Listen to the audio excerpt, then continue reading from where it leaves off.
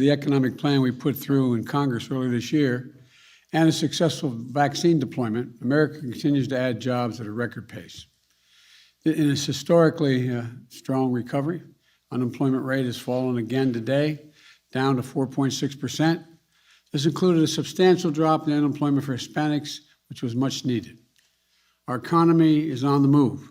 This morning, we learned that in October, our economy created 531,000 jobs, well above expectations.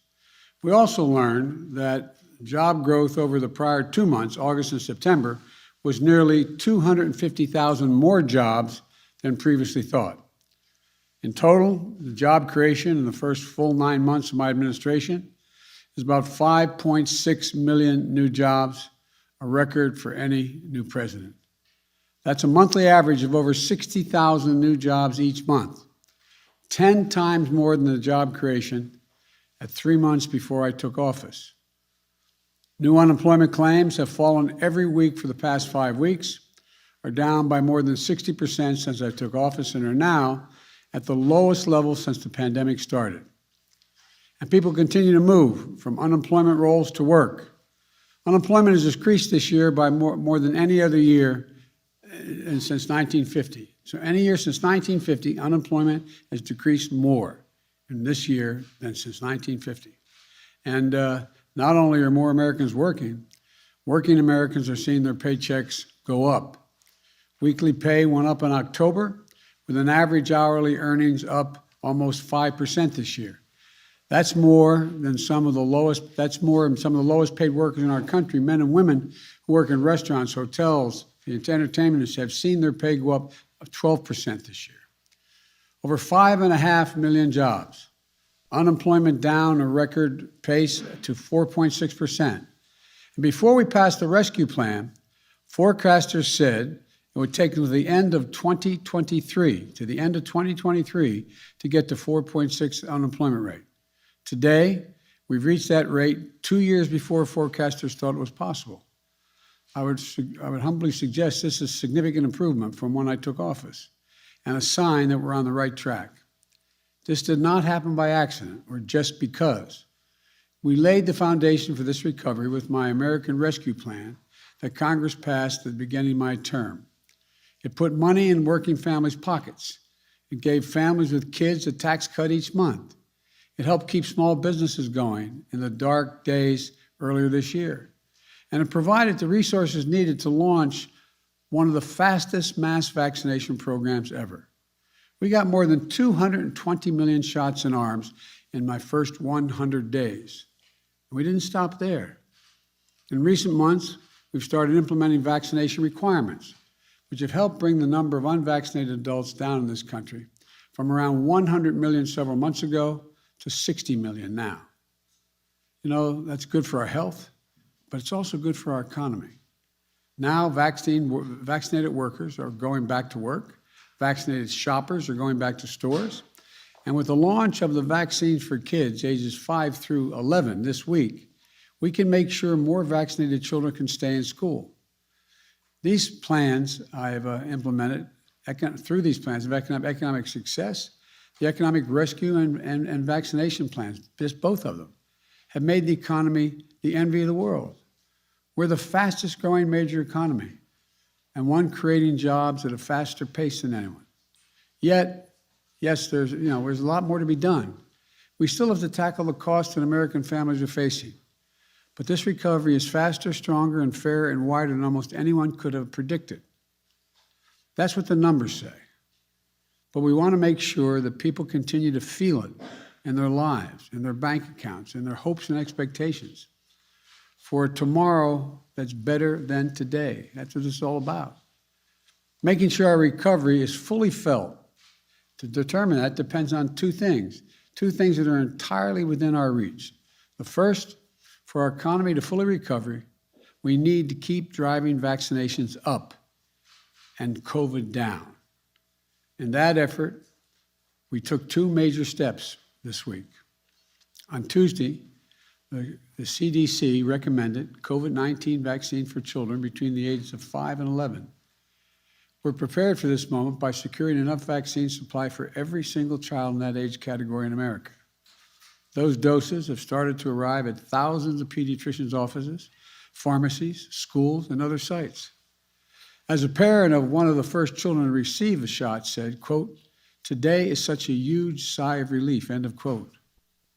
Starting next week, our kids' vaccination programs will hit full strength with about 20,000 trusted and convenient places for parents to get their kids vaccinated.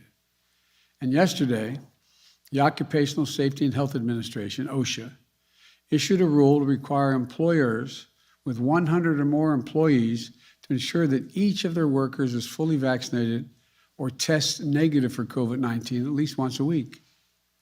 And the Centers for Medicare and Medicaid Services issued a rule requiring that all workers at healthcare facilities participating in Medicare and Medicaid are fully vaccinated. Together, these rules, along with other requirements we've put in place, means that 2/3 of all workers in the United States are now covered by vaccination requirements. These requirements have broad public support, and they work. Already we've seen organizations that have adopted vaccination requirements increase their vaccination rates by more than 20 percentage points, often as high as over 90%. This is good for the workers, for their colleagues, for their loved ones, and for their communities. And it's also good for the economy.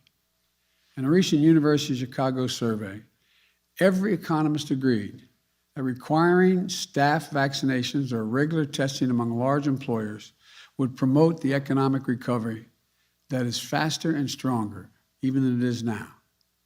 Analysts at Goldman Sachs project that these kinds of requirements could lead to up to 5 million more Americans re-entering the workforce. That's because they feel safer to do so. It's because there are fewer disruptions to things like childcare. Again, beating COVID-19 remains one of the most important ways to strengthen our economy, not just save lives, but strengthen our economy. And we're making progress. As of this week, 70% of American adults are fully vaccinated. More than 193 million Americans fully vaccinated. It was less than 1% when we took office 10 months ago. And one more piece of good news. Last night, we received promising news about another potent and potential COVID treatment, a pill developed by Pfizer that may dramatically reduce the risk of being hospitalized or dying when taken shortly after infection, if you're infected. If authorized by the FDA, we may soon have pills that may treat the virus of those who become infected. We have already secured millions of doses, and the therapy would be another tool in our toolbox to protect people from the worst outcomes of COVID. But look, it's important to remember, we need to prevent infections, not wait to treat them once they happen. And vaccination remains the best way to do that. The pandemic is not yet behind us, but within this week's announcements, vaccines for kids, more adults getting vaccinated, potential treatment for those who get sick, we're accelerating our path out of this pandemic.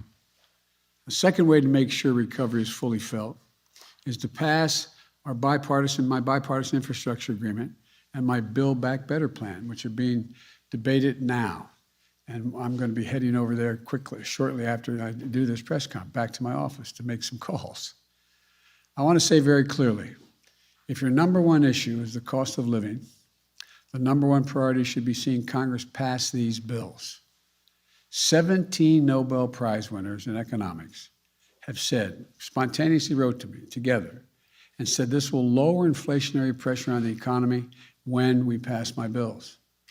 A new analysis from the Wall Street firm of Moody's Analytics found that it will ease the financial burden of inflation for middle-class families. Put another way, these bills will provide families with, as my dad used to say, just a little more breathing room. That's because the Build Back Better framework lowers your bills for healthcare, childcare, prescription drugs, and preschool. And families get a tax cut. That's how you end some of the anxiety people are feeling about the economy.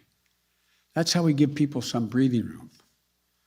That's in addition to the infrastructure bill that will create millions of jobs rebuilding the arteries of our economy.